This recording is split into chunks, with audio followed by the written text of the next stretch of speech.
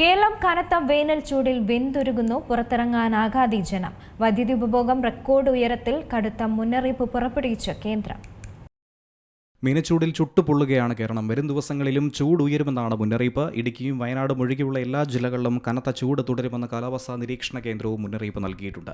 പാലക്കാട് ജില്ലയിൽ താപനില 40 degree Celsius വരെ ഉയർന്നേക്കും. കൊല്ലത്ത് 39 ഡിഗ്രി സെൽഷ്യസും പത്തനംതിട്ട മുതൽ കാസർഗോഡ് വരെയുള്ള ഭൂരിഭാഗം ജില്ലകളിലും 37 ഡിഗ്രി സെൽഷ്യസ് വരെയും ചൂട് കൂടാൻ സാധ്യതയുണ്ട്.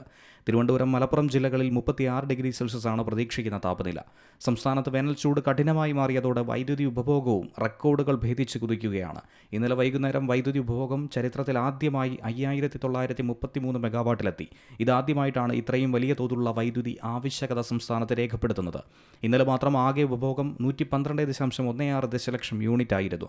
ഈ മാസം ഇതുവരെ 3 ദിവസം മാത്രമാണ് വൈദ്യുതി ഉപഭോഗം 100 ദശലക്ഷം യൂണിറ്റിന് താഴെ എത്തിയത്.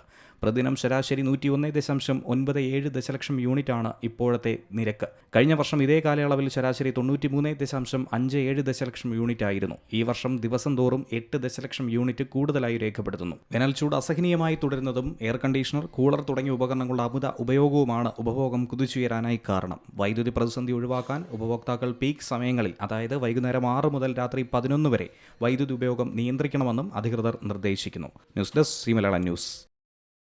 ഏറ്റവും പുതിയ വാർത്തകളും വിശേഷങ്ങളും വിരൽത്തുമ്പിലറിയാൻ സി മലയാളം ന്യൂസ് എല്ലാ ഡിജിറ്റൽ പ്ലാറ്റ്ഫോമുകളിലും ലഭ്യം.